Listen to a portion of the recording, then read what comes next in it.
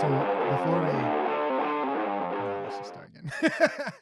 So today we're joined by John Jackson of Braw Beard Oils. That's the full title, right? That is a full title, yeah. The guy has started a business from scratch and he left his job to go full time with it. He's had Fred Durst of Limp Bizkit wear his merch on stage and a few more things with him after that. He broke his back and was in a race 2 weeks later. But if you want to hear more, you need to keep watching the episode. But first, a wee quick word from our new sponsor and Bullish. Use code PORTRAIT20 for 20% off all Bullish coffee products at bullishcoffeecompany.co.uk. MPB is the largest global platform to buy, sell and trade used photography and videography kit. They are the simple, safe and circular way to trade, upgrade and get paid for kit. MPB is not a marketplace. They buy kit directly from visual storytellers and their product specialists evaluate all items before reselling them. Every item is MPB approved, so you never question the quality of products. So I know you've got Billy Kirkwood hosting the broadcast, which is your own regular podcast, right? Our own podcast, aye. So I started off doing the broadcast. That's our name of the broadcast. I started doing that in 2017, I think. And it just started off, I was interviewing our ambassadors and athletes, that kind of thing. But, you know, you guys know what it's like running a podcast. It's a lot of work that goes into it. And I couldn't sustain it. So got on the phone to Billy and was like, Billy, you want this gig? And he was all over it. So Nice. He's done, oh man, well over 100 episodes now. Yeah. Oh, really? Yeah. Yeah, it's hysterical. There was one where he's talking to his wife about getting waxed, and he compared it to like in Quick Fit when people are like hoisted up and all that. I was like, oh my god, no. He's got away with words. Yeah. But he had a question for you. I know you're wanting to hear it. So, would you rather be photographed without a beard or photographed without pubes? Well, it depends. Would my pubes be in the photo?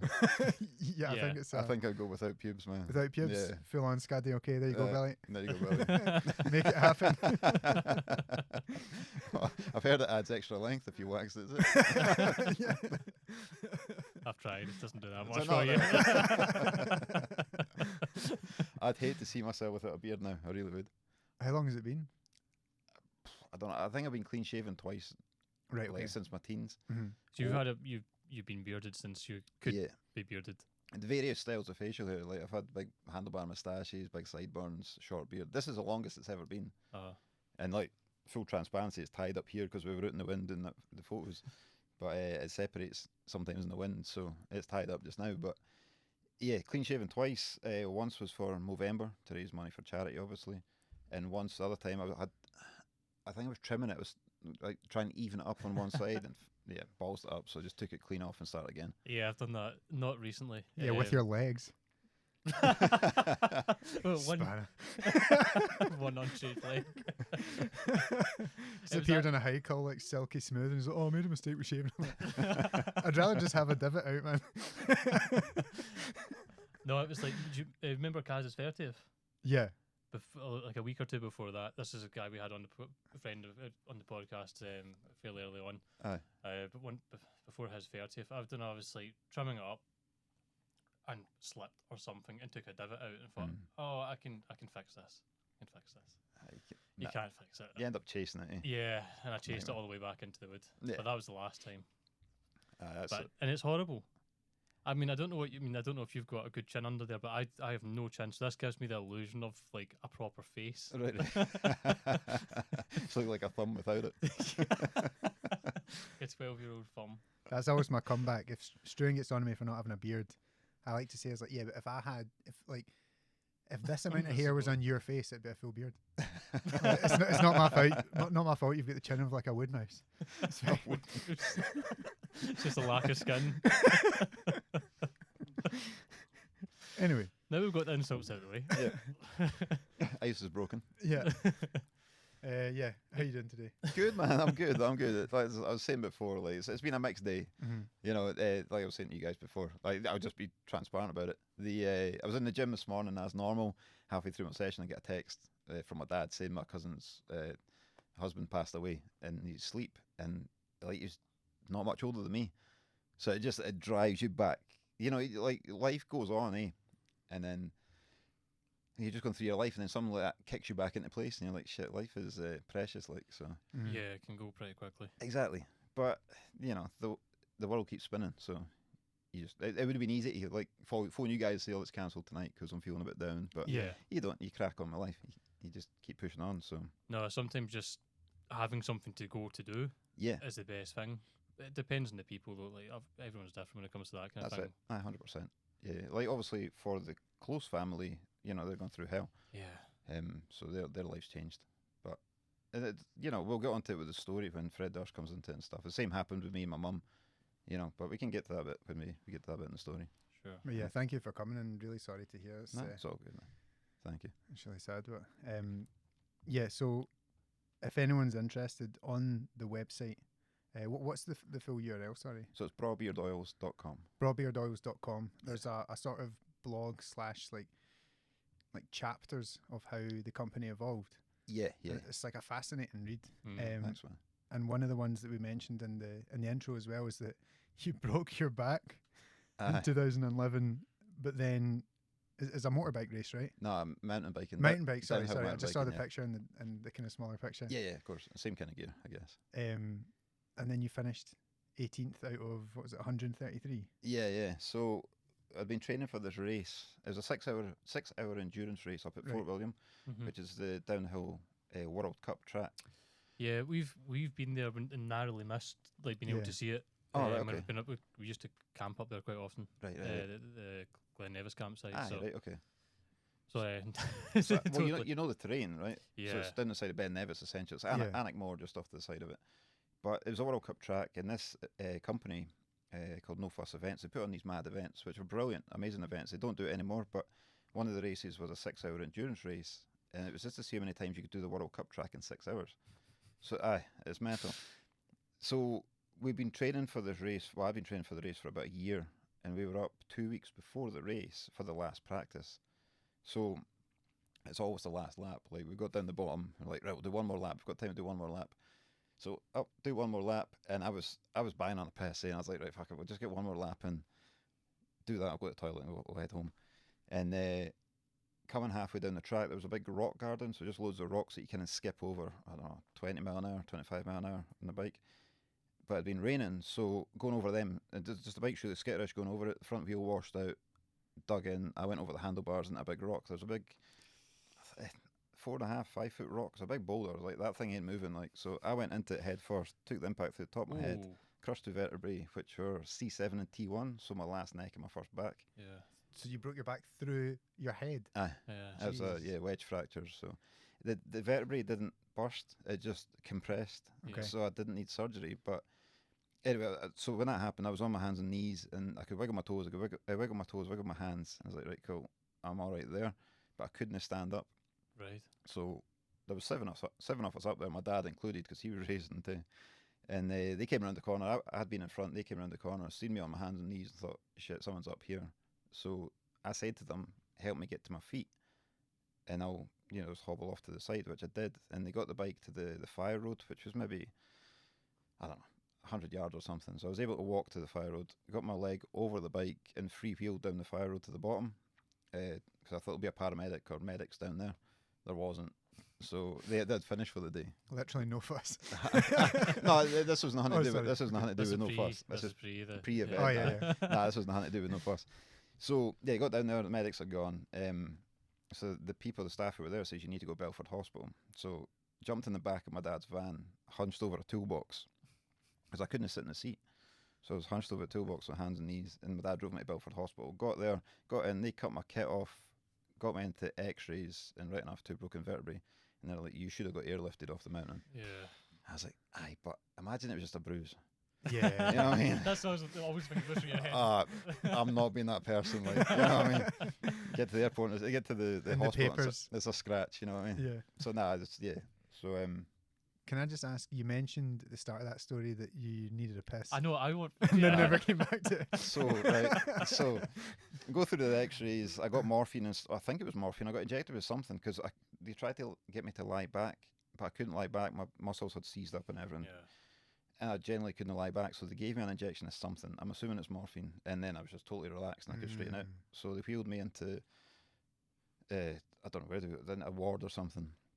And anyway, right, so they came in and said, right, you're going to have to be in overnight at least, and we're going to put a neck brace on you and stuff. And I says, like, I really need to pee. Like, can I go to the toilet? And like, no, you can't walk. Like, you're not allowed to walk. So they gave me this bowl thing you just like put under the cardboard bowl. Aye, the cardboard bowl, right? So I slipped my dick in it and peed, but it was brimming. Like it got level. Like, Oh man! so I was having to tip it like a canteen kind of thing that the army use. I held it in, the nurse came over. I was like, by the way, that's full. So poor nurse carrying it away like that, trying not to spill it. So yeah, that was it. So I was only in for one night. I didn't need surgery, but they say you got to wear a neck brace for, I think it was 6 weeks or something. Got to be off the bike for 6 months. And you were like, aye, right. I did. I says to the doctor, I says, by the way, I've got a race in 2 weeks. What's the chances? And he says, no chance.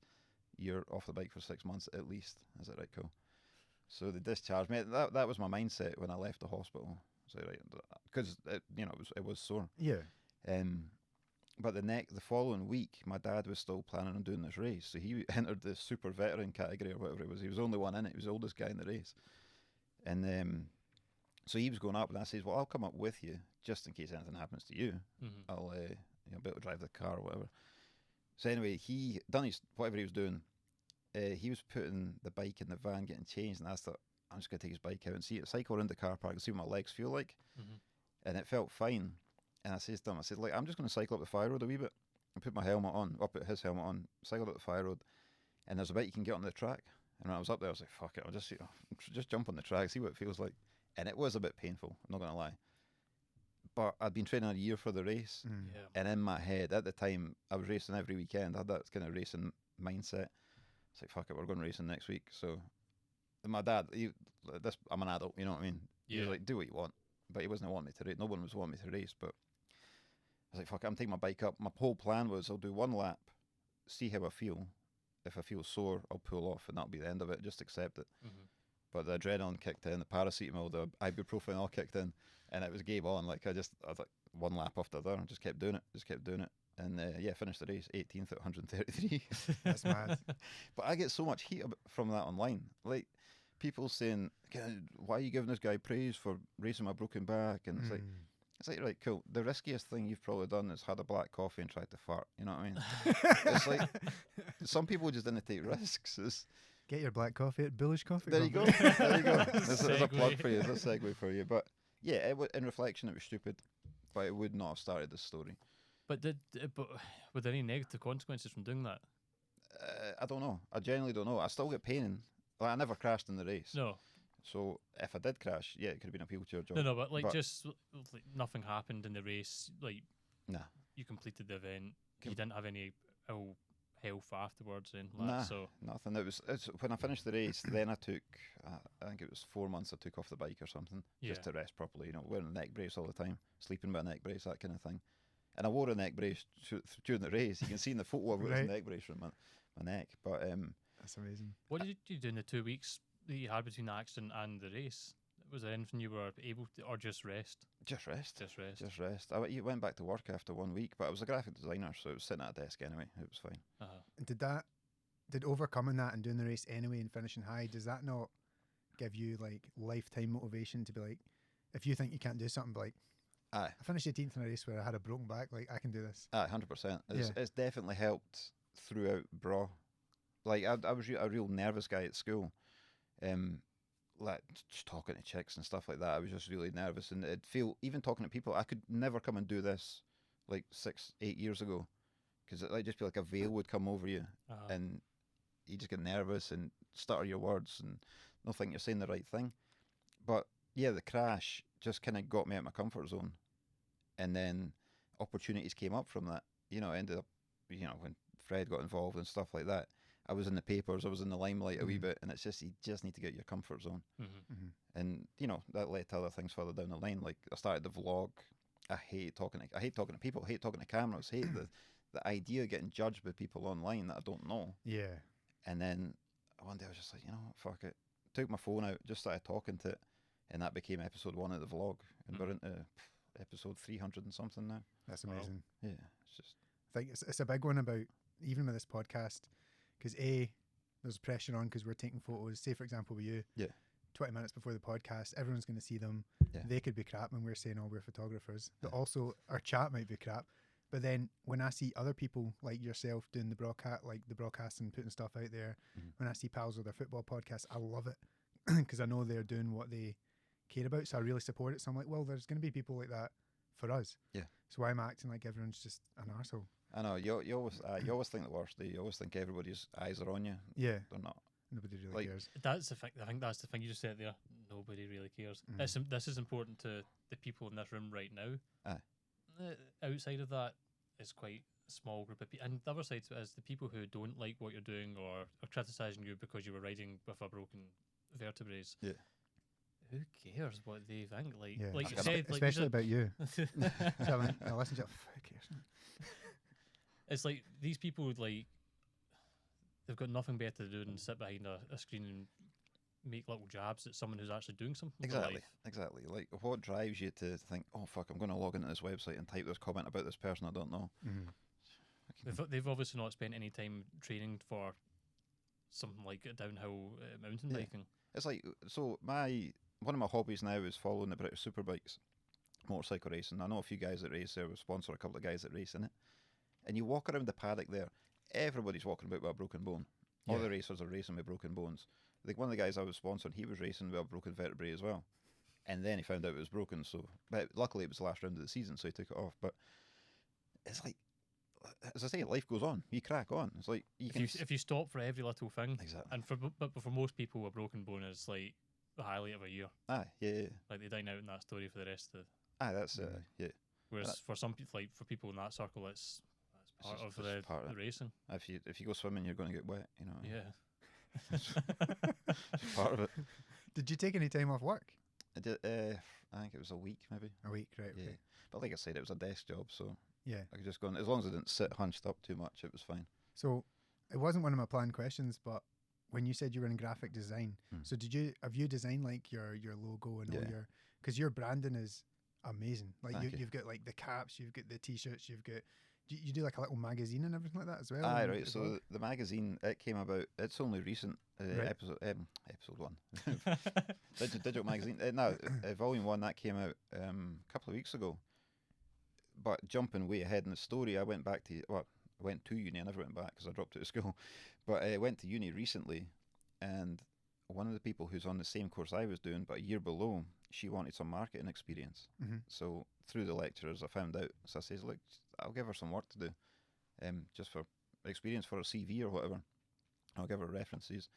And she says, well, why about doing a magazine? I was like, well, I've actually thought about doing a magazine before. I've just never had time to Mhm. create it and all that. So she says, well, I'll take it on board. I was like, Amazing. cool, on you go. And it's amazing. It's brilliant. It looked really good. It's I've not class. obviously read it, but it looked awesome. Yeah. So we wanted to do once we'd finished, say for example, like season 1, whatever it is, 30 episodes, have like a kind of magazine / newspaper, but like have scans of like, because we've got our written down questions, we could scan that and have the photos, Yeah. a little bit of story about like, you know, them, what the day was like, what the shoot was like. Yeah. Just something to have. That's it. It's like, as you say, you've got your listeners who will listen to the podcast. They will find that very interesting because it's behind the scenes.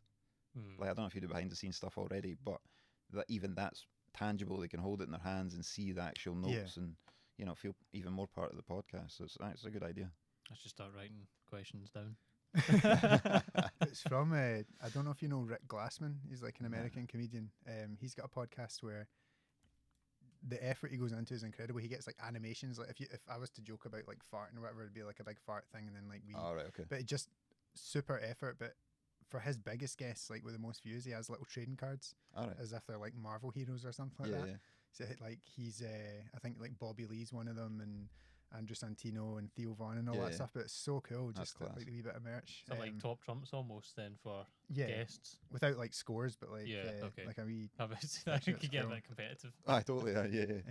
You're winning the beard front, hands down. Thank you. I hope so. This light's casting a nice light on it. I like it. Take it home. Just have it constantly mounted to your shoulder. Aye, exactly. Yeah. Just uplit all the whole time. I'm still blown away by your dome just like taking that rock in its stride and just like your I never back, took your it in its back stride. suffers? My head took it in its stride. Well, they had the helmet on right enough. The helmet took Oh, it in its right, stride. yeah, of My course. back never. I was, you know what it was like, right? I'd explained this. I was doing a talk somewhere, and I explained this, and everybody winced. You know the cheap bottles of water you get at Lidl and stuff. Yeah. It's just really thin plastic, Mm. and when it's empty, if you crush it like that, that's what it felt like in my Mm. back. Just that I could hear that. Yeah, Yeah. things colliding. Oh, it was horrible.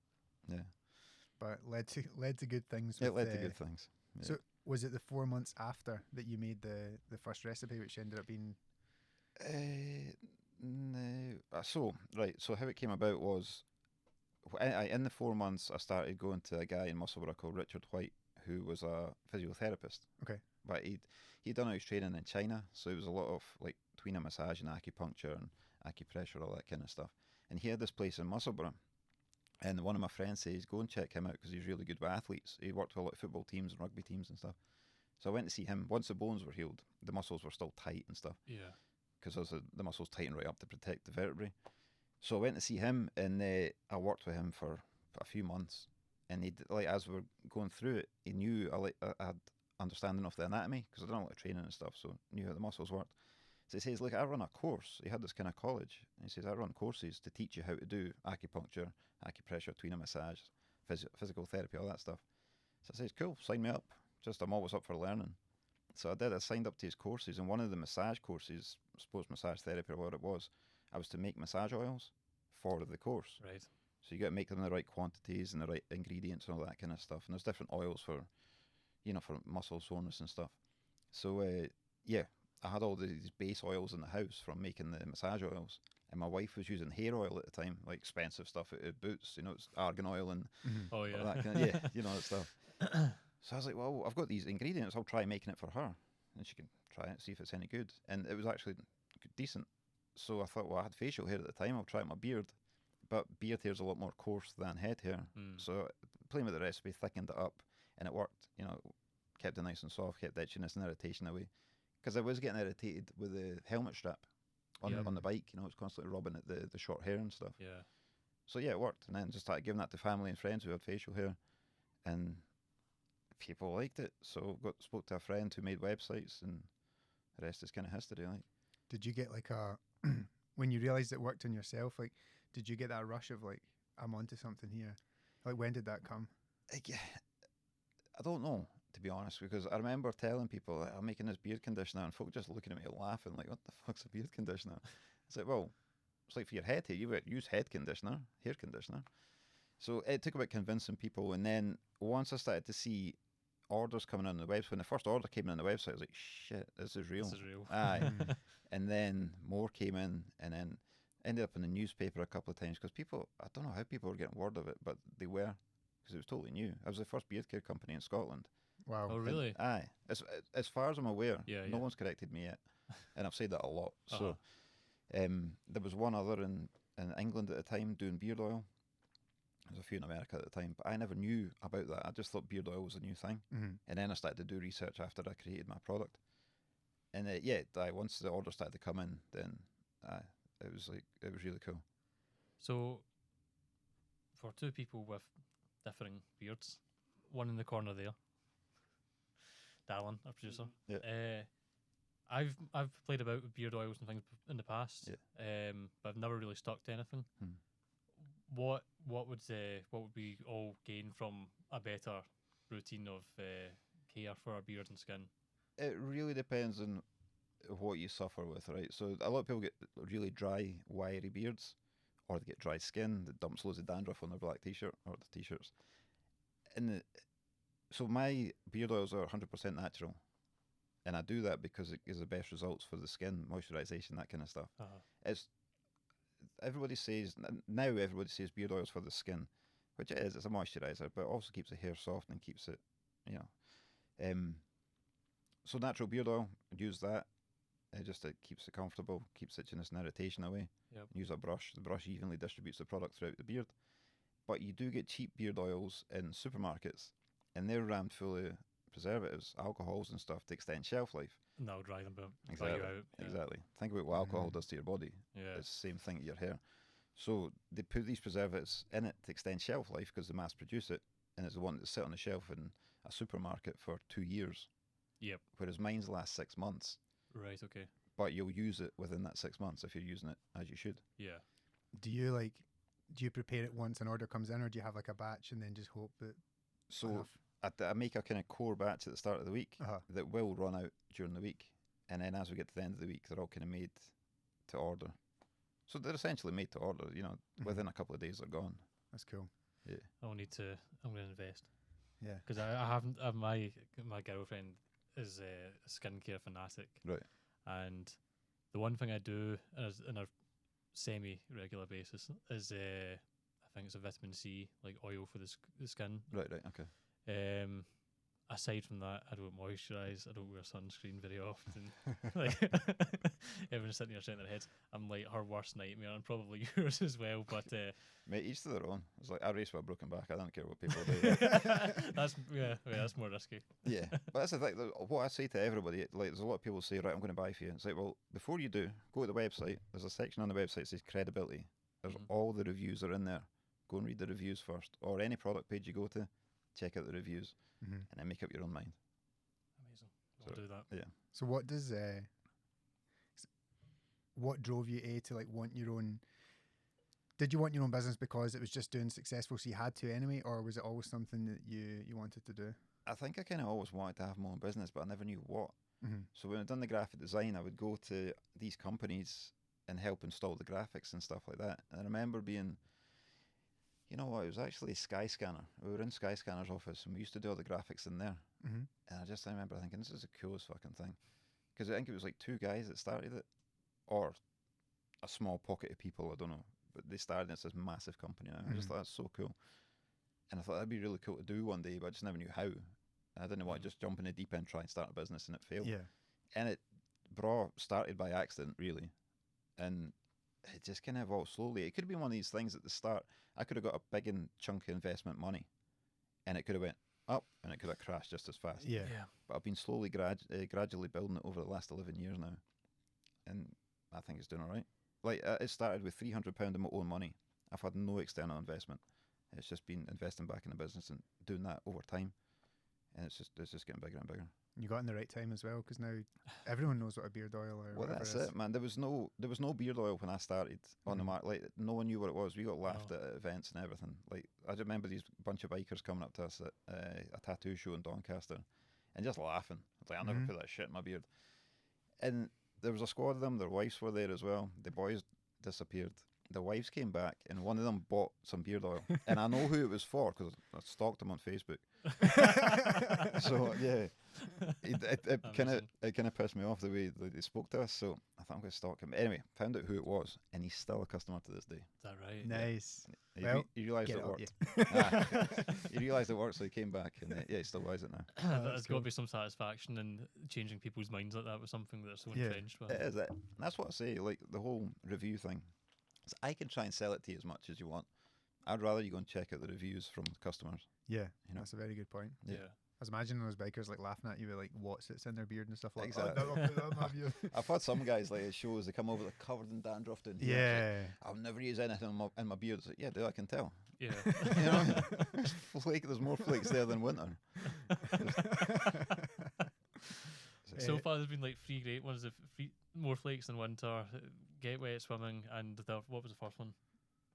There's been a few. There's been good little witticisms. I remember that I used to train Muay Thai, and I remember that I really hurt my ankle one time throwing a kick, and the guy just in the clinch. The guy says to me, "If you go swimming, you'll get wet." Yeah, that's like fair enough. That stuck with me. I was wondering, is there anything tying you to the word bra, or is it just the kind of Scottish connection and great and just a Scottish connection? Yeah. Really. It was just I was just driving to work one day, and I was like, I need a name for this thing. And I was just like, beard oil, beard oil, beard oil. What goes with beard oil? And bra just popped into my head. I thought, tidy, that works. It works on so many levels now that you've expanded it, and you've got like your community, the brotherhood, and you've got the bra cat. It's like such a versatile word. That's good. I know. Well, I remember my wife and I went out for a meal one time, and people were sending me these photos, the selfies with the products. I was like, I need to do something with these. Like, I can't just sit on them. So I thought I'll put a gallery on the website, and I thought, well, I need to call it something. And we're just sitting there, like, the brotherhood. That's cool. that works. Yeah. And checked up on, no one had the name or anything, so went with that. It's really cool. And then the brotherhood includes everybody. It's not just guys. It's like everybody's involved. There's women in there as well. Whereas the brotherhood would make it just for guys. Yeah. Whereas the brotherhood opens includes everybody. Mhm. Yeah. Talking about opening it up to like other people, you've got brand ambassadors now as well. Yeah. How did you go about finding these people, and how did you find these people? So the first brand ambassador was Dean Riley, who's an MMA coach now at the Grip House in Glasgow. Oh yeah. Yeah, he was an MMA fighter at the time, and he contacted me because he was using the product. And he contacted me and says, "How do you fancy sponsoring me?" I was like, "Well, he was on Cage Warriors at the time, so I was like, yeah, we can work something out." So I ended up with a logo on his shorts and stuff like that. And then I just thought there's something in this. It's cool being associated with these sports. Like I used to box as an amateur in my teens, so I've always been involved in the kind of combat sports side. So that worked, and I knew a few guys who raced motorbikes. I thought jump into that, and then contacted Brooke McDonald, who was a world champion junior downhill mountain biker. So that's my background was in that. Yep. So I ended up doing a limited edition product with him. But he was the first guy I had to go through professionally, like contracts and managers and all that stuff. Okay. Right. So I thought, now that I know that, I can deal with other people. And it's just, I'd select people who are on a high level now. Like if you look at all the athletes that we've got, they're all top of their game. So yeah, it's one of the things, you could do a scattergun and just pick everybody and anybody, but it dilutes the whole brand after that. Yeah, I love the recent one. Is it the Isle of Man game? Aye, Is it Jamie Coward or what's the name? Jamie Coward and Lee Johnston are in that. And Lee Two Johnston. guys. And there's been 3 games of that now. The TT Ride on the Edge, it's called. First one, Jamie was in it. Second one, Lee and Jamie were in it. The third one, Lee and Jamie are in it as well. But the second game is the best for me, because as you select their profile picture, they're both wearing Braw hats. That's class. And then Jamie's got the logo on the side of his helmet and stuff. And so is Lee, but Lee's a lot smaller. But it's just really cool being immortalised in a video game. Yeah, that's amazing. What a rush. I know, and when the first game was getting done, I actually took the photos of Jamie's helmet at one of the races because I had the decent camera and stuff. And Jamie's like, "I need photos to send to developers."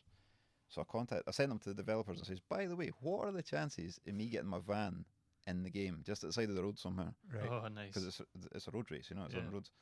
And like, "Oh, you're joking! Like we've just mapped the whole the whole environment, or we would have done it." I was like, "Shit, how cool would that have been?" Oh, so you didn't get it then? Nah. Oh, Yeah, so for the next one, maybe, do you think? Nah, the budget shot up, and Right, okay. they were just a small time at the time for the first game. yeah. They're out my league now, or out my budget, should I say. Yeah, that's cool though. And moving on from athletes, I've been dying to ask, and I've just ran out of patience wanting to ask about it. Was this just out the blue that Fred Durst was using your product and you found out about it? Nah, I think it was on Twitter. I'm sure you liked a post on Twitter, Okay. or a tweet or whatever. And it was one of them. It was before everybody could buy blue check marks. Yeah. So it was way back in 2013. It would be. And at this point, social media was a lot bigger than it is now. Kind of like, I mean, it was more interactive. Yeah. Like you could put a tweet out and get like hundreds of likes on it. Yeah. Whereas now you put a tweet out and get nothing. I'm not trying to say the exposure was better. Yeah. Aye, right. So one of the likes was Fred Durst, and I was like, "That's not danger. That's got to be a parody account or something." Yeah. So anyway, I had a look and followed him, and then he followed me back. I think actually thinking about it now, I still do now and again do soundtrack of the day in the lab. So I put on what I'm listening to and tag the band, and I think maybe he's seen it through that because I was doing it way back then. So anyway, I followed him. He followed me back, and that allowed us to talk to each other in the messenger. And I was like, "Shit, it is actually Fred Durst." So he's like, "Send me some of your product over." So all right, send me an address. So he gave me like the PO box, the fan mail one. So I sent some stuff over.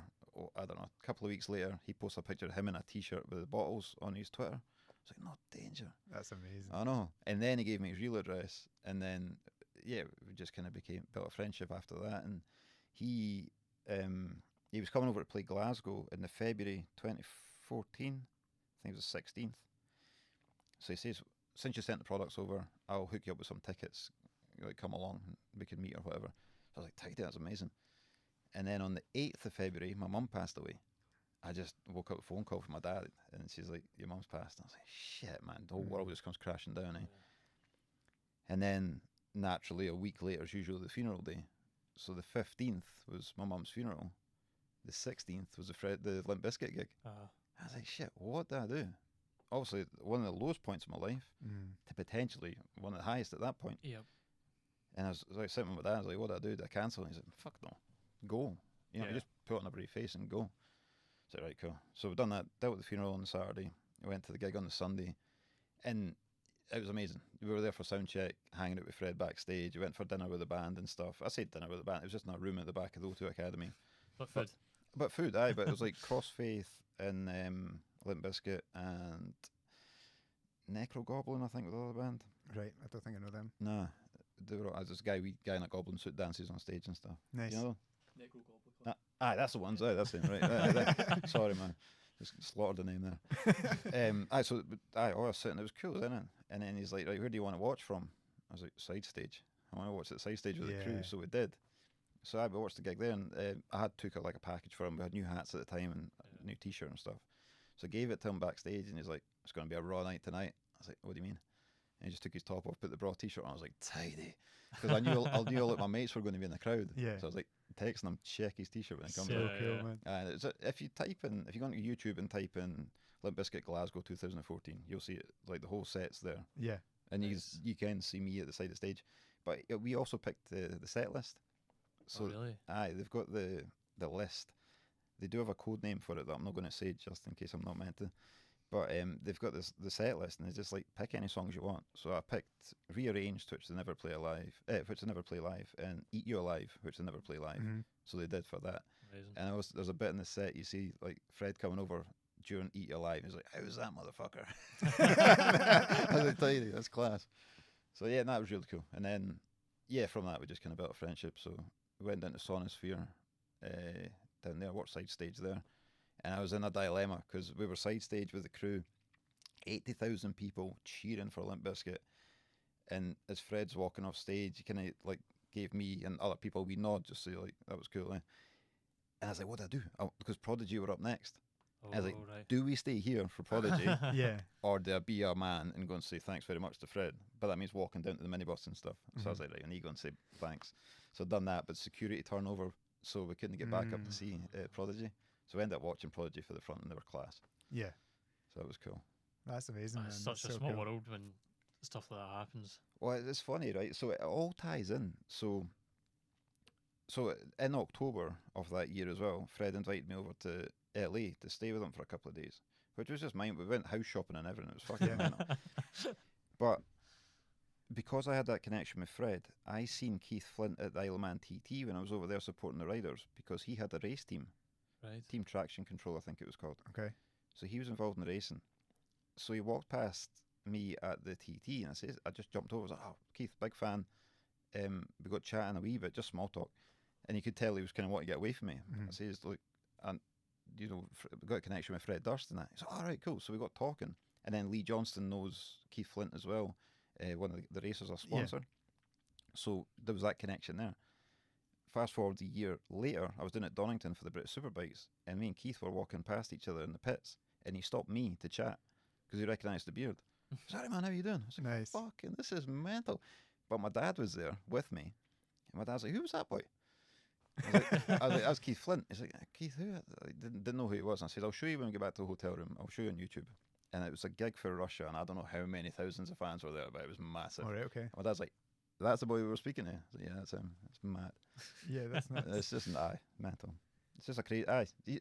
It's like what I keep saying. We're talking about the podcast and that. You just keep putting content out. Mm-hmm. You just keep doing your thing, and you never know what's around the corner. No. You never know what's going to happen. Yeah, do it for yourself, and don't do it for the clout or for meeting people. That's exactly it. Just comes across as you just do it for yourself. It's like if you look at my YouTube videos, it's a YouTube channel. You've got the core beard care stuff there, but you've got me fucking about as well. Like I went up to train with Andy Wilde, the wrestler up at Fife. Okay, that was kind of Billy's doing as well. He's like, "You fancy trying pro wrestling?" Is that what's the academy in Fife called? FWPA or something? Yeah, that's one. Yeah. Billy's like, "You fancy trying pro wrestling?" It's like, "Oh, training?" He's like, "Aye, we could do it like just a daft episode." It's like, "Aye, fuck it, we'll do it." So I went up, trained with them, and that doesn't make any sense with the beard care thing. Yeah, but it's just me having that laugh, and you don't know who's going to see that and find it funny and then hook into the brand, and then But it's all tied back to you. You're like at the core of this. That's it. So it's like it varies different like faces and parts of you, like things that make you you. That's it. It's a personal brand. Yeah. It is now. At the start, I was trying to make it a professional brand, but I was like, people are buying.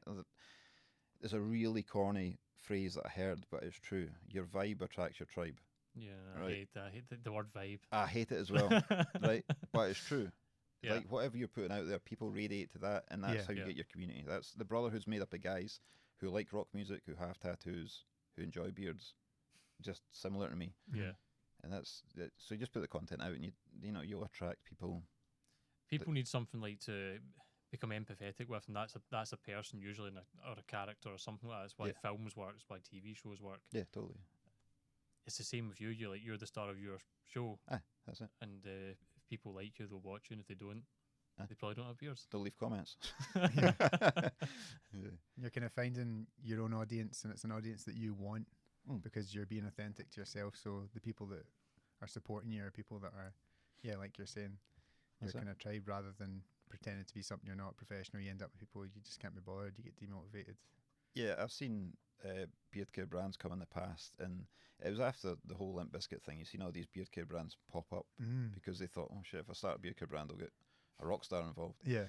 And it's not the case. But there was a lot of people copying what I was doing. Right. Even the whole motorbike racing kind of thing, and they came and went because they're not living my life. No. It's like, do your own thing. Just do what you do. You'll feel it'll come natural. But if you try and copy, it's never going to work. Are you a biker at all? Yeah. You are? Yeah. I'd like to be. Well, so I'd more dirt bikes than road bikes. I've had road bikes in the past, but I drive a van everywhere now, and it's more so for work and the fact it's a big advert. But see the amount of people I see driving looking at their right thigh. And it's like, what's so important about your right thigh other than you're on your phone? And so my trust for drivers is out the window now. No, it's the one thing. My girlfriend's dead against it. She's family that involved in a bike accident at a quite young age, and the person is not what they could or should have been. Yeah.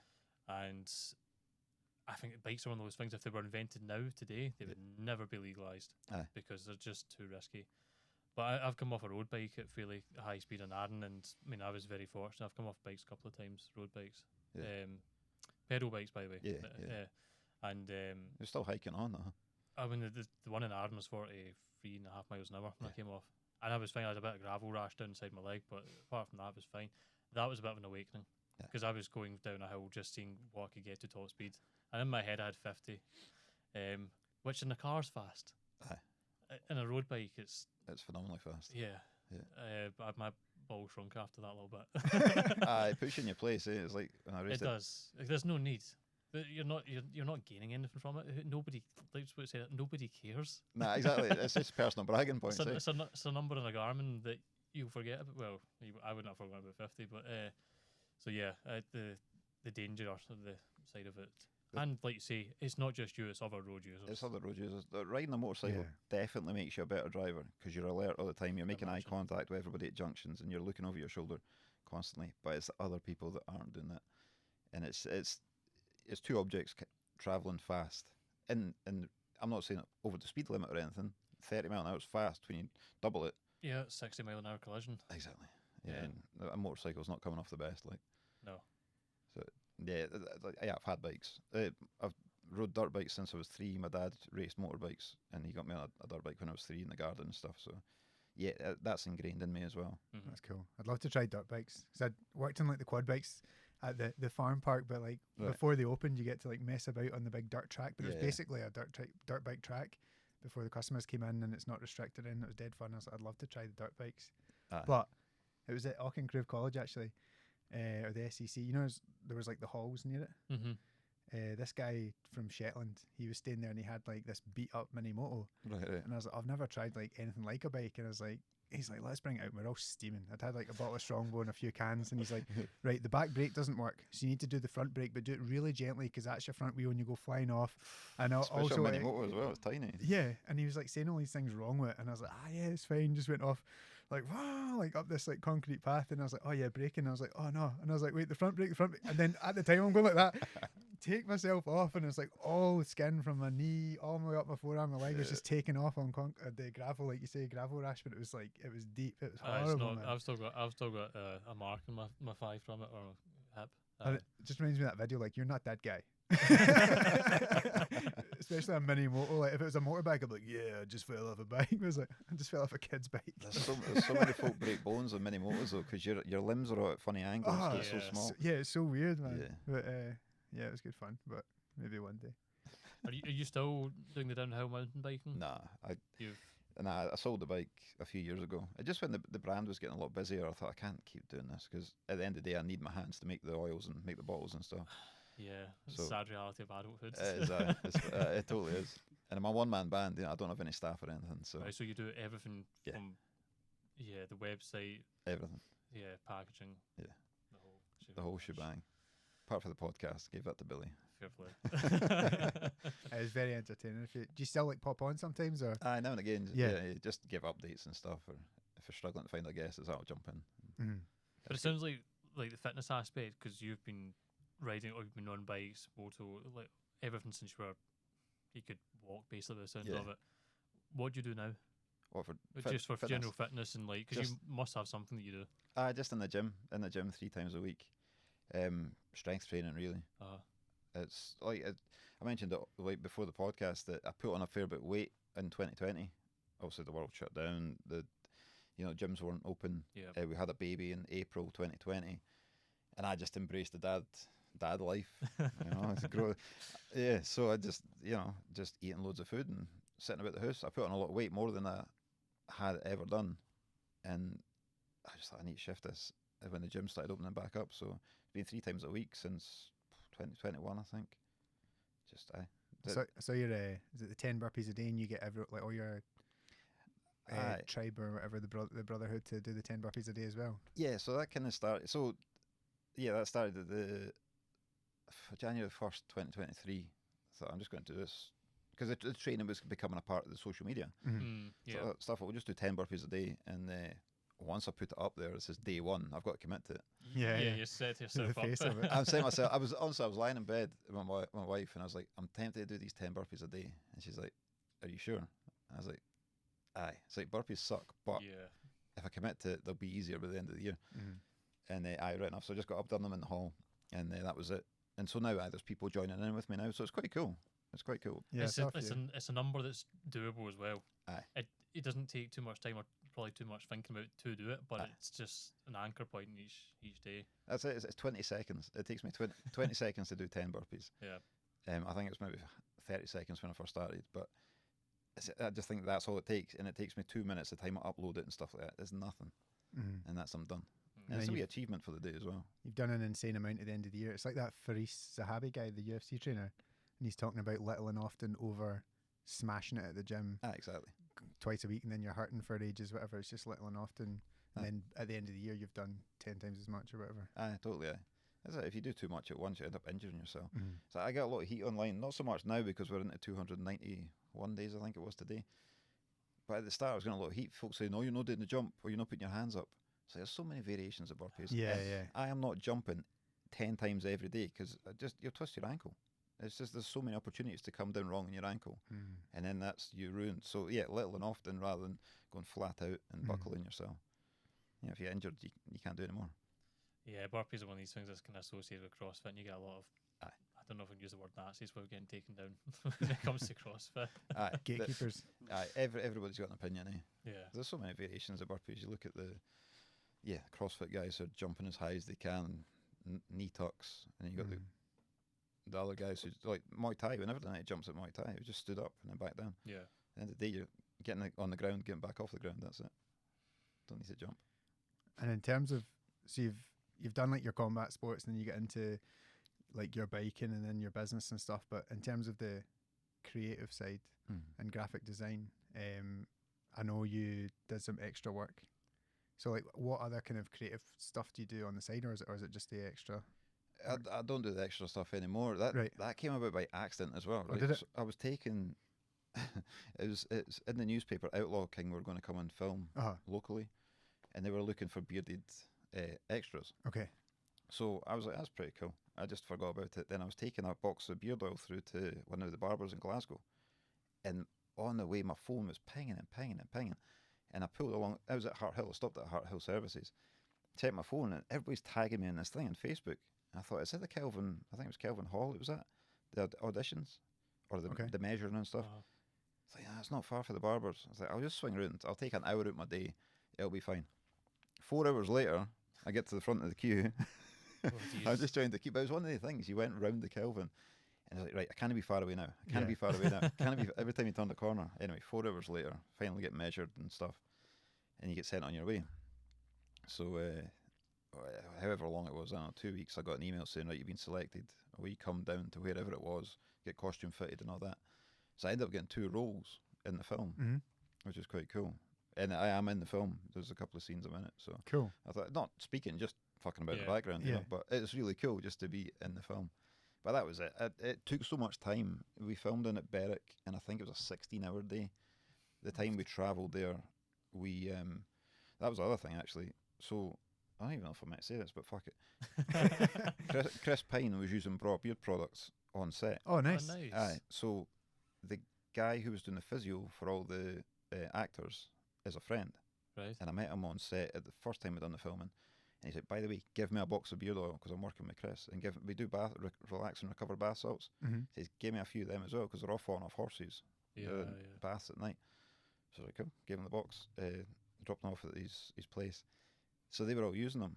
And then we were on set in Berwick. And it was like 4 in the morning or something. The sun was just coming up. And we're all just kind of sitting about on set waiting for the right light. And Chris Pine walked out with Tony Curran and his manager and stuff like that. And they were over at like the donkey pen. There was donkeys and stuff and sheep. I thought, you know what, fuck it, I'm going to go and say hi.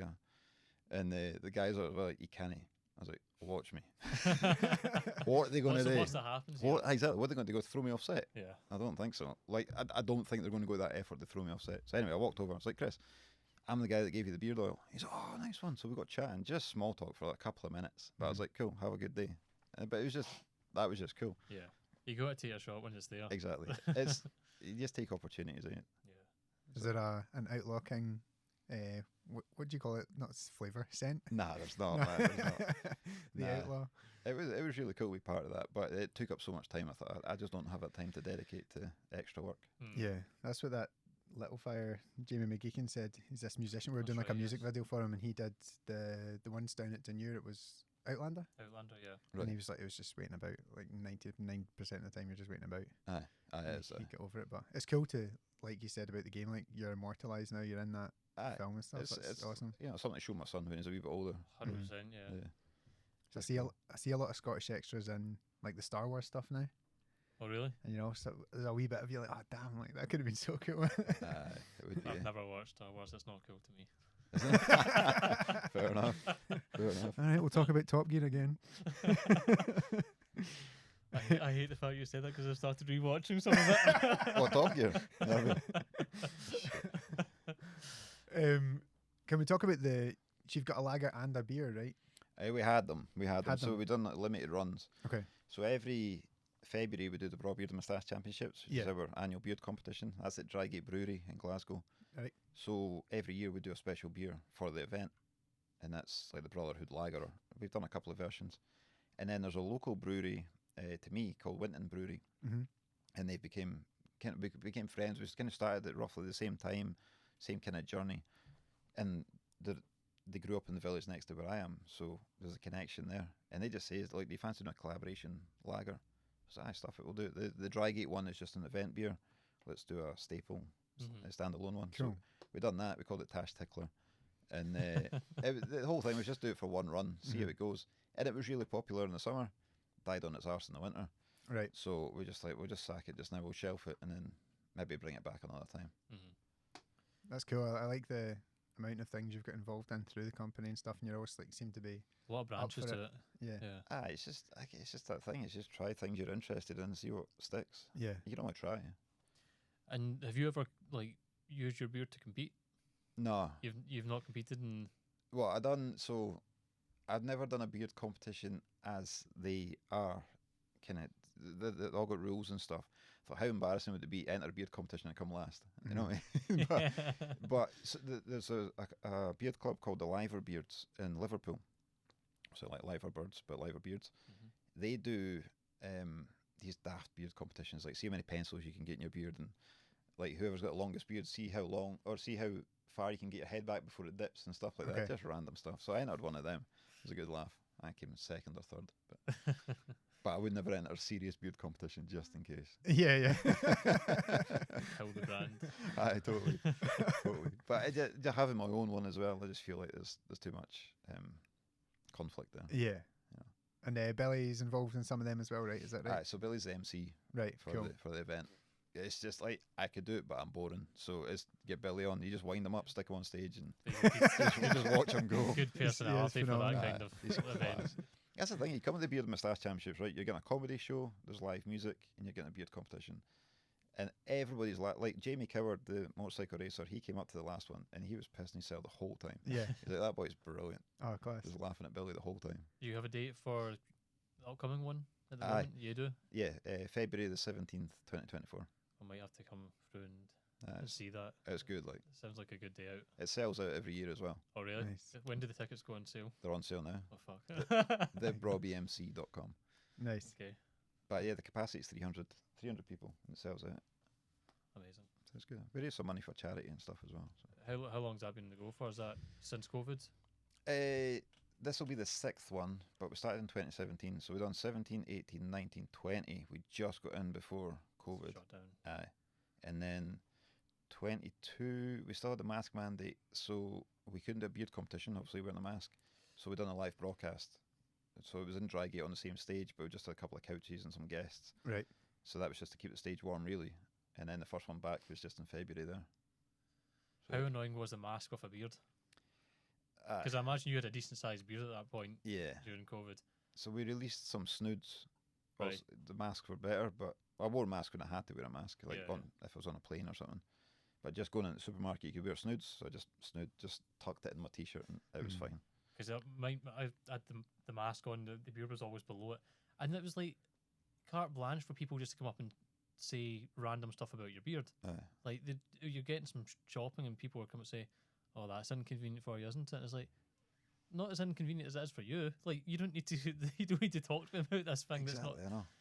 But like, see if you were, if that had been the another foot and had been a lady or a woman shopping, and you'd say, "I don't like your hair," you'd have got slapped for it. I know. And because you're a guy with a beard, you can't do that. It's just I don't know if it was a time that Can guys without beards slap women? Oh.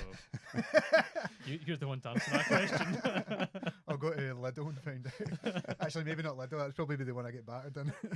I'll go to Sainsbury's. That seems like a softer crowd. Ease yourself in gently. That's the thing. It's like, I don't know if it was just that time that people were lonely and they never had people to speak to. They just come with these random comments. Yeah, maybe that actually appropriate. Yeah. Somebody, I got off the train the other day. I was walking through just Ayr Town Centre, right, and it was after things are shut. It's probably not like the nicest town centre to walk through. And this wee guy just walking by in his shorts. I had my work bag on and my cap and everything. Just went, "Arsehole." And just kept walking by me. I turned around. He never looked back, and he just walked by. And I was like, "All right." I had to like look in the mirror. I was like, "Tell you what, a fucking arsehole." Enough for him to just shout it out randomly. That's so random, eh? Random pelters are good though. There's another one. A wee car was driving by just near where I stay. I was walking the dog, and this wee BAM car. Right. But they slowed down next to me, and like, "Oh, look at the size of that forehead, man." But actually, I buckled. I was like, "Yeah, I'll give you that, man. It's hilarious." But like, I'd never had a drive-by pelter on my forehead. It's like, fucking hell, man. Is that 2 in 1 week, basically? No, this is Oh, was that a while the ago? forehead one was back in spring or something Oh, like okay. that. Yeah, but That's class. That's brilliant. That's a new way to deliver insults. Just drive-bys. it didn't even bother me. I was like, "Yeah, fine." Take no. that, Yeah. Oh. Brilliant. Can I ask? Sorry, it's maybe jumping way back in the story. So, Sorry. how long was it before? I know it's on the kind of blog thing. I just can't remember the details. But how long was it before you made the jump to going full time with the company? And what did that feel like? Because the end of 2017 it was. So yeah, the end of December 2017 was when I made the jump, and I should have done it sooner. But it was one of those things. It's like I've got a secure job. Yeah. Taking the jump, it was a big risk, and I should have just had the balls to do it sooner. To be fair, it was getting to the point where I couldn't do both, and it was kind of unfair on the company I was with because I was working every other available hour doing bra. Yeah. And then at the end of 17, I was doing the extra work for outlocking and stuff as well. So I was asking for days off. So it just got to the stage we both had a conversation. It was a mutual decision just to go separate ways. And yeah, so 2018 was first day of full time bra, and sales just tanked. Oh shit! no. Really? But in reflection, looking back at it, I'd just come off December, which is a busy time, Yeah. into January, which is historically a quiet time. Mm. But obviously my arse started twitching like a rabbit's nose, like so. Yeah. But it That's picked, another one. there you go, is another one. So We'll get a wee counter at the bottom of the pod. so yeah, picked it up, and but then going full time gave me more time to do content and stuff like that. Yep. So it worked out. It started to build back up. And what did you like struggle at all? See when you're, because I think we're maybe in a similar position. Like we both work full time and we're doing the podcast and we've got a photography company Right. that does like videos and photos for promotional content. Yeah. And sometimes, like say 4 or 5 jobs on with Chauncey, and then we've got a podcast episode where we need to take photos of them before, edit, and then record the pod, and then edit the pod, plus our 9 to 5. It does get a bit like mentally taxing. Like, how did you find all that? Aye. At first it was hard because I had a wee summer house at the back of the house where I was making the products and dispatching from and stuff like that. Okay. So anytime an order came in, if it came in at 9:30 at night, I would just nip out and do it because it was right there. Mhm. Mm. And there was like no structure to my day or anything like that. It was just really You're just reactive. always, yeah. Yeah. Whereas when I got the first premises, everything was kind of structured. So I'd start time blocking.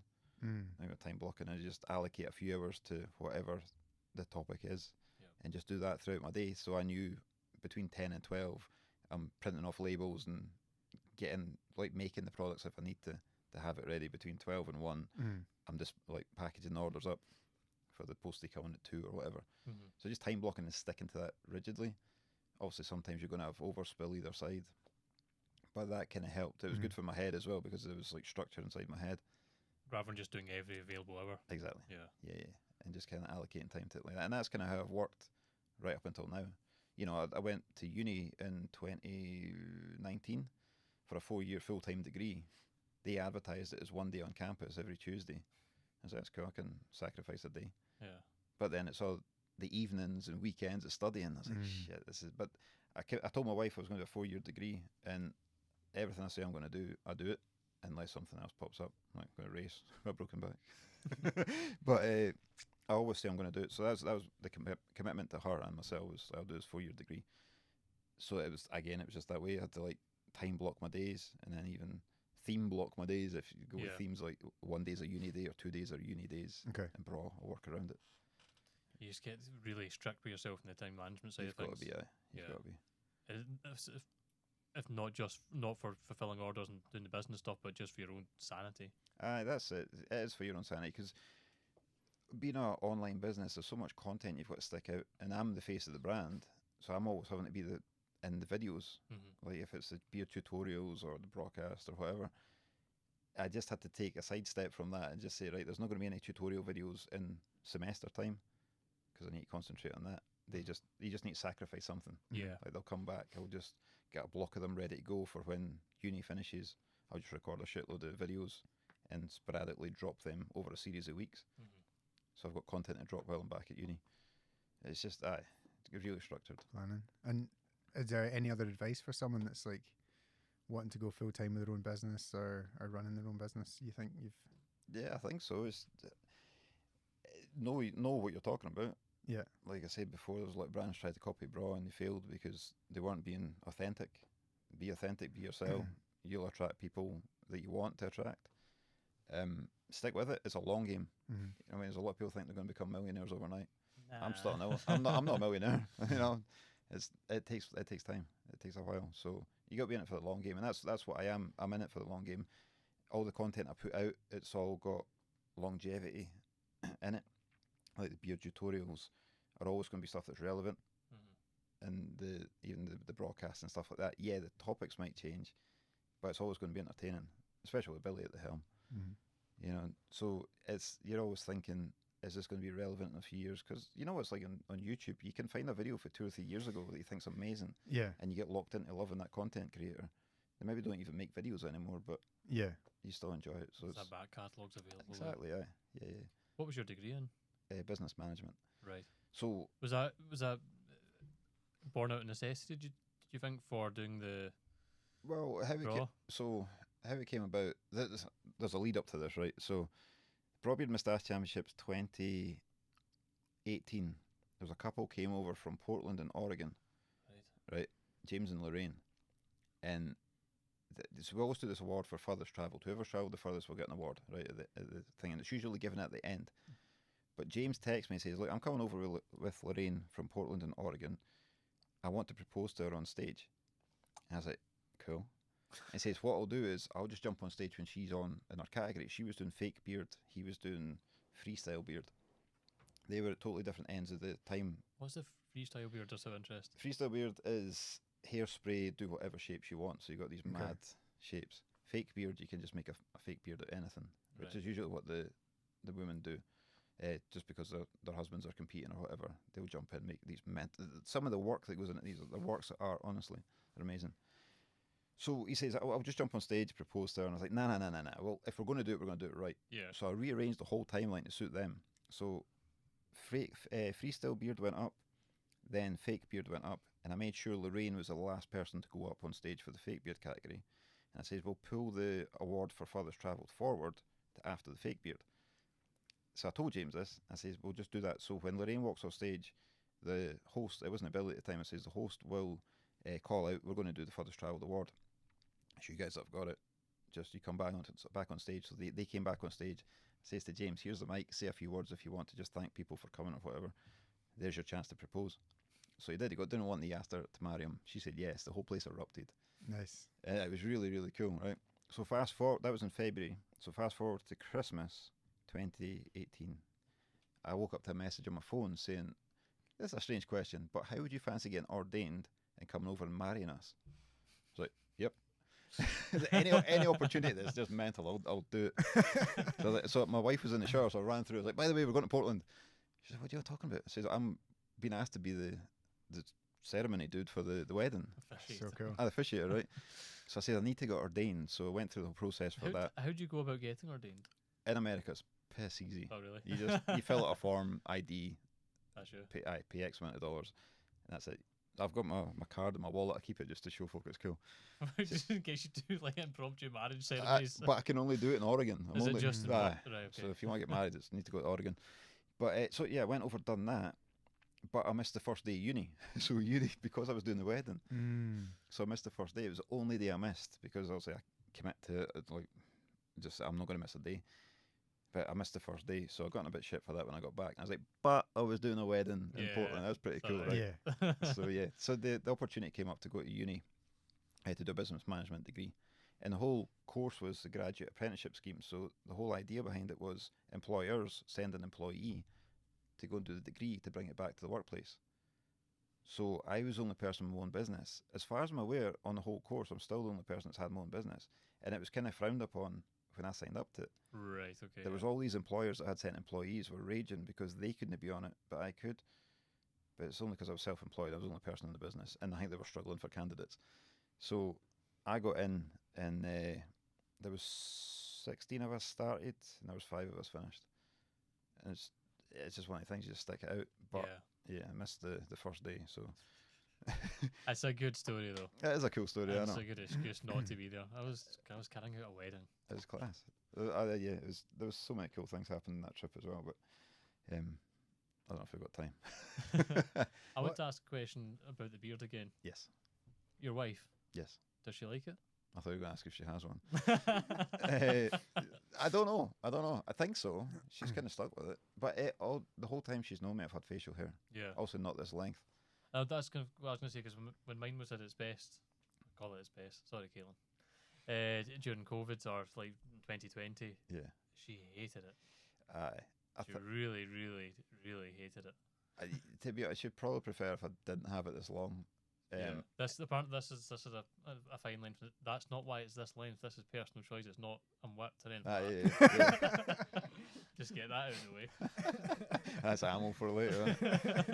Nah, I think the only request she has is that it gets trimmed under my tash, because it annoys me sometimes. So I need to get trimmed at the barbers. That's it. Oh, do you let a barber do it? I do. Yeah. I'm always a bit reticent. Well, I've got a couple of barbers that I trust, and I go to them. Yeah. They're beard specialists, so. Fair play. Yeah. I'm always scared that somebody else will make the mistake, and I can live with it if it's me. There's so many horror stories that we see in the Brotherhood all the time. Guys going to the barbers and coming back with a chopped. It's just went wrong. But yeah, I've got two that I trust, so I go to them. Fair enough. Who does your beard, Daryl? A wee woodland mouse A wee bit. with no chin. I'm not taking pelters off a guy that looks like someone at the Village People, right? Some of the village people. Yeah. The referee, they get let go. Can I move back? So you did your degree and all that, right? But you said you dropped out of school. So was that like a proven to yourself, or was it like it was the wrong time for you in terms of like education, but you wanted to try something? So like my parents and most of my family never really went to uni or college or anything. Yeah. They would just went straight into work. That was just kind of thing to do back then, I guess. So I left at the end of 5th year. In hindsight, maybe should have. I never dropped out of school. That's probably the wrong way to put it. I dropped out at 5th year. Yeah. Should have done 6th year. And just went straight into work as a sign writer, and then that worked up to graphic design. But when Braw started by accident, so I was just kind of making it up as I go along. Obviously learning as much as I could. But there's only so much you can learn. You don't know what you don't know, kind of thing. So the opportunity came up to learn business management, get a degree in it. And it was double-sided. So the main thing was to learn the subjects in more detail, like marketing in more depth, finance in more depth, law in more depth. But also, I thought if I have a degree, if I ever need a business loan or anything like that to go to the bank, that bit of paper has got a bit of weight. You know what I mean? It's a bit more credibility. Exactly. Credibility, that's the word I'm looking for. Yeah. So that was kind of thinking behind it as well. It was a big sacrifice, but in the long run, it was worth doing, I think. Cool. And I did learn a fair bit, to be fair. Yeah. It's good when, if there's a course that's directly linked to like what you're doing, it's actually like all your modules will be interesting and you're learning something, or you can take something, or maybe that doesn't work for you, but yeah, if it's directly linked, that's good. The thing. All the like exams at the end were all related to business. Yeah. So I could picture everything because I'm a one-man band. I've got my hand in every department. So it worked well. It played in my hand really. Yeah. That's cool. And I don't know what time we're on. We're 20 to 8. Oh, like how long have we gone? About an hour and like 11 minutes we've been on. Okay, cool. With the graphic design, so you said you're doing signs and stuff. Like what kind of stuff were you doing? So sign writing, it was like vinyl signs and Cool. cut vinyl and stuff. So the brands I probably shouldn't say the brands, but the like big clothing shops and stuff, we do all their wallpaper inside the shops. Okay. So all the photos, the fashion photos, they would get turned into big wallpapers, and we'd go and apply them and stuff. Right. Okay. To the walls. So we were up and down the country doing that. That's cool. And then moved into the graphic design side of things, and artwork, and creating the graphics rather than just putting them up. Yeah. So that kind of played in my hand as well. I was using Adobe Illustrator, Photoshop, and design all that kind of stuff, which helped design the logo. I just hand drew the logo, and then it took an Illustrator, turned it into a vector there. So that started off as a hand drawing. Yeah. So is artistry part of your thing then as well? I just like drawing growing up. I like drawing. Yeah. Just drawing daft cartoon characters. We should have got canvases in to I draw know, I'm each just other. thinking that as we're talking about. Oh man, my drawing's horrendous now. You don't have much competition. I've got a toddler. Daryl's was quite good at Paul Matt who we had on episode 5, but that was Paul's representation of Daryl and I. It looks like I still think it looks like something out of the Twits. Yeah. And that was my sort of alien version of Paul. I can see the kind of rough template under there. But it was a few iterations, and we're committed to the Sharpie. I would not like to get involved in that now. Okay. Just as well we didn't then. Yeah. The Illustrator thing though, it's something I'd love to try. It's proper cool, especially like you design the logo and Yeah, from the hand draw, and then you kind of scan it in, kind of edit all the lines and stuff once it's on So Illustrator. yes, scanned it in, just make it a different layer, draw over the top of it, and Cool. turn it into vector. And then once it's vector, it can go any size you want. You know. Did you have any more questions, Ed? Not especially. I've kind of got through. Before we chat about how the photo session was for you, albeit I know it was a quick one. Yeah. Was that going to be another joke? No, I don't know whether I should ask this or not. Oh, okay. Well, if you're laughing, you should have to. You have Yeah, to ask totally. it. Can you do a Fred Durst impression? Because I've heard, not like him speaking normally, but I've heard a couple people do ones and they're really good. Nah, I can't. He's like, I wouldn't say he's a good friend, but you know, we do You'd want talk to now do and that. again. So Yeah. I didn't mean an insulting impression. I tell you what, right? He's one of the coolest guys. He gets a lot of heat online as well, but Yeah. it's just, I think if you're in the spotlight, you're going to get shit for people. What kind of things? I don't follow him. I don't think so. I thought just, I guess with Limp Bizkit when they were at their peak, you know, it was kind of like thug music, like that thing that was on Netflix where they incited a riot and stuff like that. And yeah, he gets some heat for being like a crass businessman and stuff, and like taking on people, dropping them, that kind of stuff. But I spent some time with him in LA, and he was brand new, like just kicking about Hollywood, chilling out with him.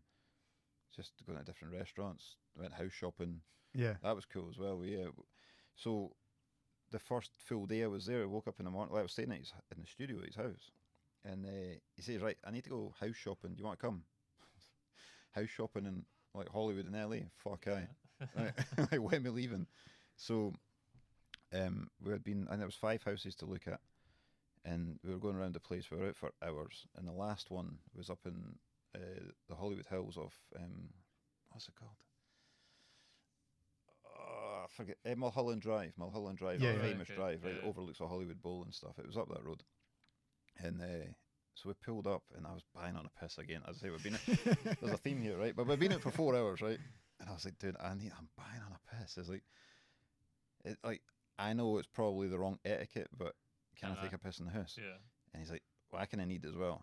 And he says, you've seen the size of the houses, they're massive. Just find a toilet and just go. So I was like, cool. So we got out, met the estate agent and stuff, and she's like, this is, what's her name?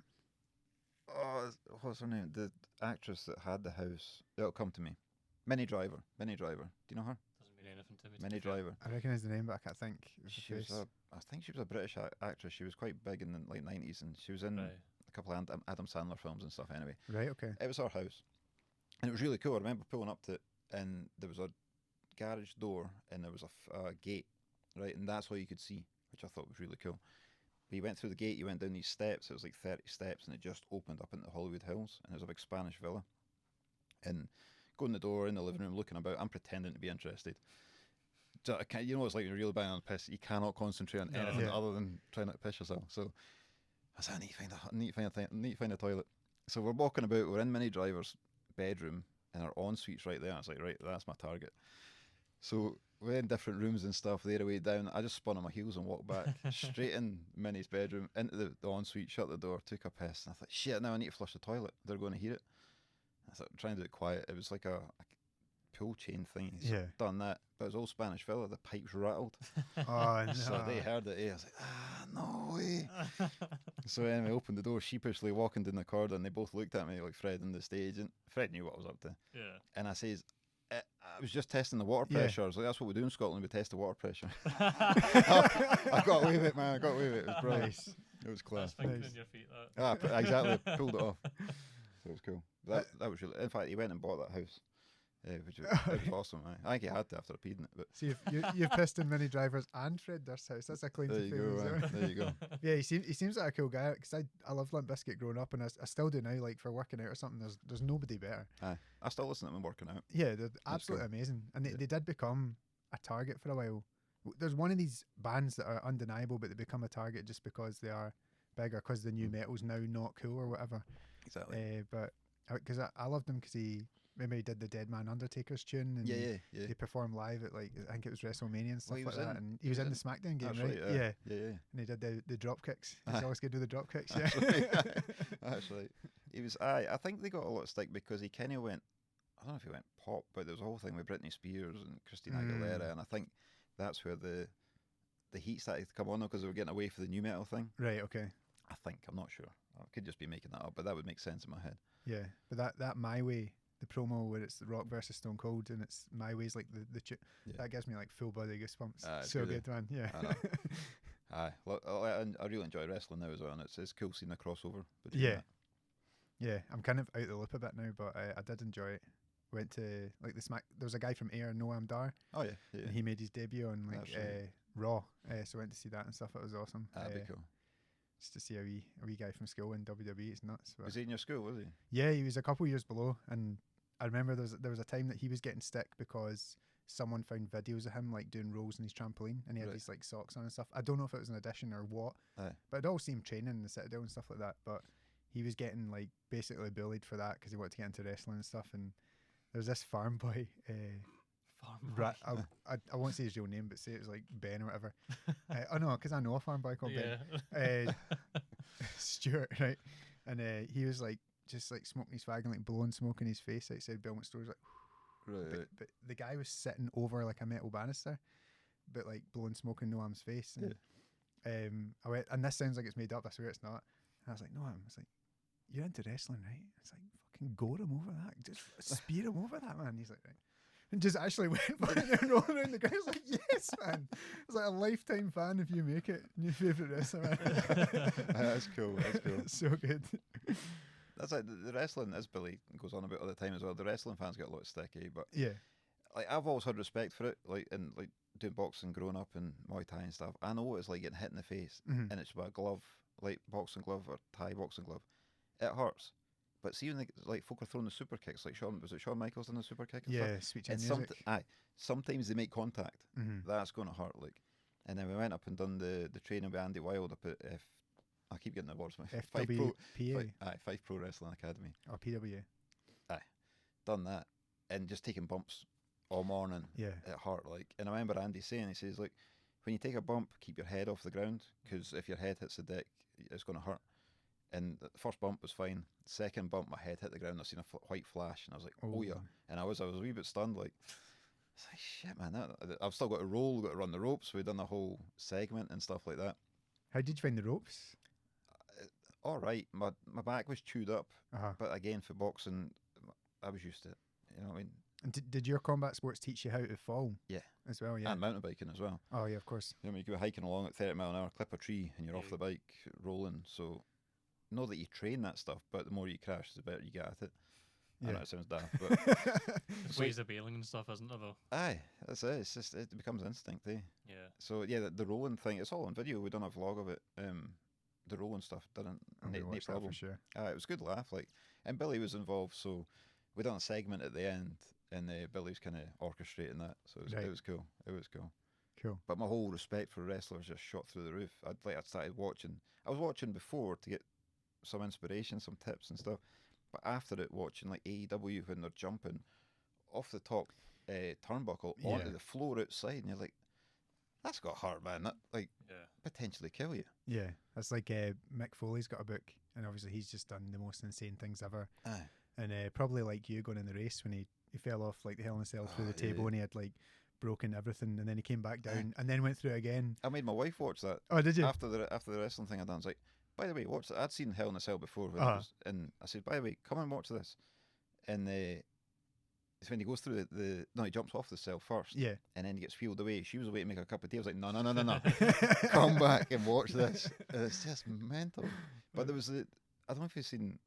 I know we're cracking on time here, but I thought there was an interview with Mick Foley, and was it Terry Funk came in the ring, and I think I might be getting this mixed up, but Terry Funk came in the ring, I'm sure, and Undertaker, they were trying to communicate with each other what was going to happen because Mick Foley's still on the deck in the ring. This is when he came through, so. And Terry Funk's like slam me or something like that, so Undertaker picked him up, choke slammed him, and his shoes popped off. And Mick Foley says, I can just remember waking up and seeing these two shoes in the ring and going, where the fuck did they come? I probably butchered that, but something along those lines. I just remember Mick Foley saying, I woke up and I could just see these two shoes and think, where did they come from? That's class. Madness. Well, yeah. So we had a quick photo session. Yes. You came down all the way from East Lothian to UWS in here, so much appreciated. No worries at all. We had a quick photo session just in the grounds of the uni before, like we did with Mikey and Ian White. Is that it? Yep. Those Yeah. are the two people we've had so far. But used some different areas that we hadn't used before with the lights and stuff like that. But I know you do a lot of, or you were saying you do a lot of photo shoots for your brands and stuff. How did you find the experience? I enjoyed it, man. It's Yeah, it's interesting being in front of the camera. Mhm. Yeah, man, I need to work on my posing and stuff. I've done a few photo shoots where I'm the subject, and I still feel a bit awkward with it. But I'm glad it's not us that I'm glad it's not me that's ever a subject for these, because the same thing. I'd be very self-conscious, but you came off as being very natural. I think it's Yeah. because I'm just a grumpy-looking guy anyway. So just hands in the pockets, and that's kind of my go-to pose. But it's fun. It's fun. I've got a couple of friends who are photographers. They've used me in the past just for portfolio stuff, Mhm. and I'll do it, but I could do with loosening up a wee bit. I thought you were good because with a couple of people, say like yourself, you kind of have an array of poses that you're comfortable doing, and you kind of naturally go into. If you say like, oh, can you stand there? Can we go here for the leading lines? And you do these, and it suits who you are and Yeah. the beard and everything. It looks good, so that's fine. And then the other moments are just we'll chat, but we'll keep the camera on you, and if you have a natural smile, we'll capture it then. Yeah. I'm not. Maybe I should, or maybe I shouldn't. I don't know if it'd be good. Maybe if it was like a job for like a specific clothing brand, you'd have to get the certain poses and stuff. But the more it can feel like a conversation and just taking photos, the more I enjoy it anyway. And Yeah. I think that radiates through the model as well, I guess. Yeah. You just Yeah. feel at ease. Because you're right. When like I do photography for the brand now, and it all started like I was paying X amount of pounds for photo shoots, and it was costing me a fortune. And Uh-huh. then folk were saying, "Oh, but you can't use that commercially." It's like, "Oh, what's the fucking point then?" You know what I mean? But we're charging for a license and saying, aye, that kind of stuff. Mm. So I was like, I could just buy a camera and teach myself. So that's what Yeah. I've done. But when it comes to shooting, like you got logos on stuff, you got to make sure the logo's visible. Because I've Yeah. been hit by Mm. that in the past where I done a photo shoot, paid for it and everything, and another beard care brand stole my images. Oh, really? I was like, you mother. So you've got to have some sort of copyright thing. there that- Every Braw picture you see, there's a logo visible, and it's Yeah. for that reason. Is there a specific company that steals them? Because I saw like P&Co had pictures and T-shirts and designs all stolen and stuff like that. Did I've they? seen quite a few of them. I don't know. Is it like Timu or something? One of these kind of weird. Nah, it was a beard care brand. Right, okay. I'm not going to name them. Yeah, but yeah, that's I'm cool. not going to give them publicity. Yeah. Cocks. But they know who they are. But, I let them know. Like I got the brotherhood on it. So Nice. but yeah, it's so every Braw picture you see, the logo's in it somewhere. Mhm. Yeah, it could be photoshopped out, but Yeah, it Yeah, could be. it's But kinda- anything could be photoshopped in Exactly. it nowadays. exactly. Actually, you don't even have to have any skills to do it now. That's the Nah, scary that's thing. it. I know. Yeah. Shh. Shut up. We don't Photoshop anything. Ours are all in camera. That's Right. true. But no, really appreciate you coming down, and That's been good, man. I've enjoyed it. it's been awesome getting to learn about the brand and everything you do. So thank you very much. No, thank Much you. appreciated. I really enjoyed it. Cheers. JJ, hello. How you doing? All good, lads. All good. Thank you for having me back on. Class. Yeah, thanks for coming back on. I can't see your face, so I don't know how you're reacting. So I need a big vocal Need reaction. verbals from you. Can you see our screen? Nah, man. All right. So, loving that. That's cool. That's Cool. I think starting off with my favourite, which is probably the wrong way to go, but I really liked the light. It was coming through the wooden slats in the uni, so it was Yes. kind of like split and diffused a little bit. But I liked your expression. I thought the beard looked great. You know what's yeah. quite cool with that as well is you can see the logo on your hoodie, like just sort of coming Nice. through the beards, just because of the way the Yeah. light's diffused. That's a nice touch. That's class, man. I love that one. You can see the logo on the underside of the cap as well. Yeah. Yeah. You meant to do that, didn't you? The beard looks meaty there. Looks good. It does. It is a meaty beard. Oh man. Cool. Nice work. And then the other side of the wooden slats. Just your standard leading line pose. That's class as well. Yeah. Liking that. Cool. Just drifting out focus in the back there as well. Just brings the focus Yeah, on. nice kind of the soft fake background. Usually kind Yeah. of do that, like soften it and then make it a little bit less bright, but not enough that it looks like I've done it. I hope. Nah, it looks class. I like that. That's One of the nice. trade secrets. Cool, yeah. This one's just more of a kind of generic plain wall one. Shaped the beard though is The beard's Fantastic. looking spot on there. beard's looking good. I'm liking the blues in there as well, actually. Yeah. It's kind of how I feel at the moment. It's freezing in this office.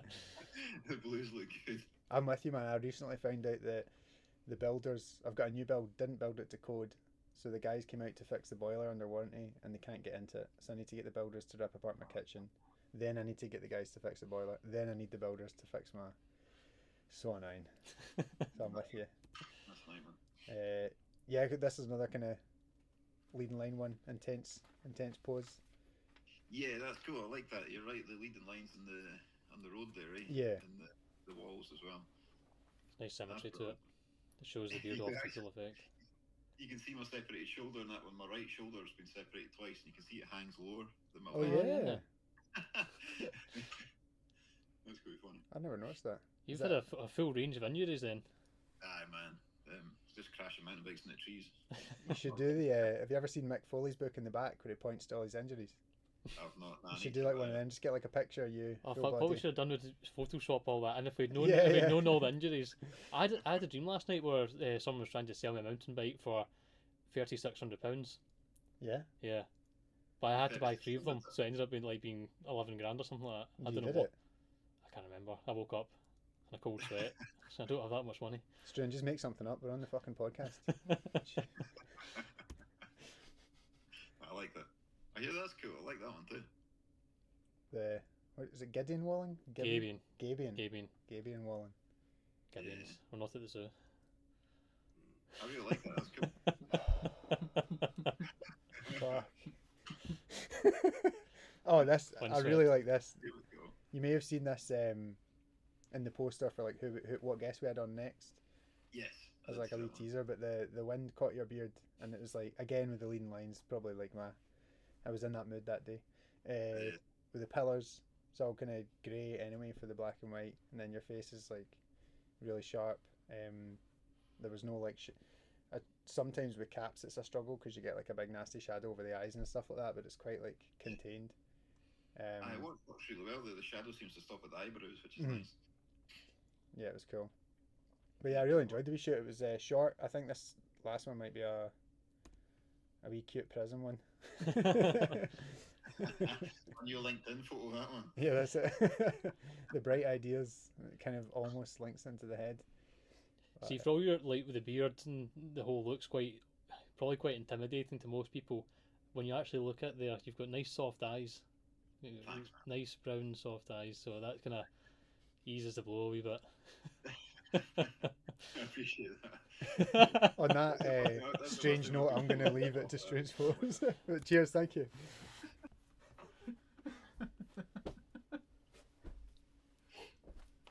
Go. You happy? You can take a seat. I'm doing 10.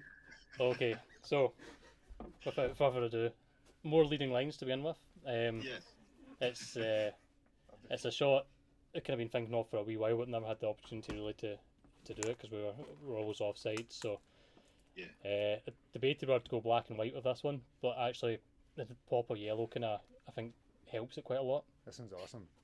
I think the yellow works really well there. Yeah, I was quite pleased with that one. As Darryl said, it was quite a short shoot we were on, so just having to sort of make the most of the areas that were closest by. Yeah, totally. So I like that too. then just a kind of closer up in the face.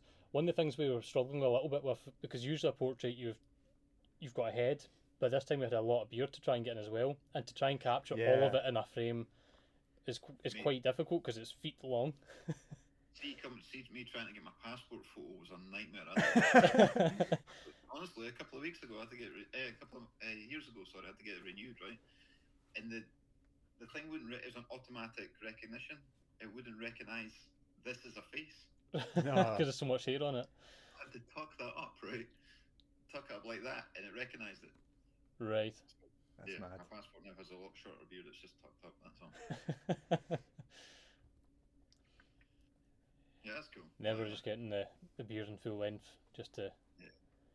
Where Darryl was getting you in the leading lines there, and it's quite nice because you've got the kind of same profile as the logo. Yeah, It's sort of kind of mirrored each other there. Yeah. just the colours work there as well with the wood. Yeah, they're quite similar. They kind of blend. Yep, like that. This was a sort of a serial killer shot. Is that a computer game like Boss? Yeah. I mean, there's a little bit of enhancement to the eyes, not gonna lie. Of course, right. And the temptation was to maybe go a wee red glow from those as well, just to make it a bit satanic, but I held back. But there's that's the sort of more menacing look. Yeah, I like that. That was my favourite, although the eyes were quite heavily pushed to gleam out there. To be fair, see, the moustache is the only thing that's making that not symmetrical. Obviously the logo as well, but yeah. I debated whether just to blend the logo out, but the logo is such a prominent part of the aesthetic that I felt had to stay there. Yeah, that's cool, man. I like that. Then this is we move round into sort of the atrium, the foyer. Oh yeah. And you've got quite a harsh downlight there casting the shadow, but you can just you've just got the eyes peeling through that, and the colours are quite soft and muted just because of that nice sort of soft yellow coming down over the top of you, so I quite like that. I like that as well. This looks like you're presenting like I'm outside UWS prison. Having some of like one of these shows. They've always got like the lamppost lit shot outside. End up on Discovery Plus or something. Yeah. Yeah, that's pretty good. I was watching Super Hurricanes last night on Discovery Plus. Super Hurricanes. Honestly, it's so good. Is it? I need to check it out. I like that too, man. That's cool. Just making use of a spare keg that was kicking about. The wind's just sort of catching the beard and putting it over the logo there, but that was a sort of slightly different colour grade and pushed into the sort of blues and desaturated quite a lot. Well, the majority of the other colours just to get a slightly more sort of washed out effect. I like it. It works well with the keg. Yeah. Yeah. But we're not condoning drinking and bearding, but this UWS actually suited you, I think, because it's like you've got like a certain aesthetic with the beard and stuff, and then there was like kegs, brick walls, the walling, the wooden panels. It's all kind of like earthy or like yeah, it's quite a cool event. I like that as well. Where was that taken? That was as we came back through into the sort of the entranceway, sort of. Oh yeah. Just there was a few different coloured lights that Darryl wanted to make use of, and that red just sort of kind of sets off the paler colours there. It does, it works well. Like that. And I think that's my last one there. So we're a little bit lighter on images than we usually are, just because we were tight for time that evening before we actually shot the podcast. But what we'll do is we'll send you all a link to so you can download all those and you can use them for whatever takes your fancy. So I'm okay to use them? Yeah, no, absolutely, yeah. Yeah, These are yours. So we'll get them sent over to you, and we appreciated your time in that night, and we appreciate you making the time for us this evening. Yeah, such a drive down as well. Much appreciated, thank you. That's all good, man. I enjoyed the podcast. Cool. Really And I really like the hot sauce as well. It's kind of like sweet chili mixed with hot sauce. Yeah. I polished it off in like 3 weeks.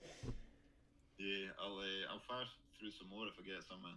I know you're good, you don't need to, but I was just saying I appreciated it. But yeah, thanks very much. No worries. So the podcast goes live this Sunday at midday, all being well. Cool. And thank you very much for your time. Well, thank you. Really appreciate it.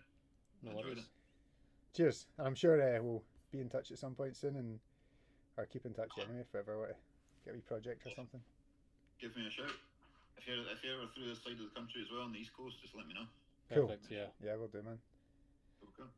Appreciated. Thank you very much. Cheers. Thank you. Yeah. Bye.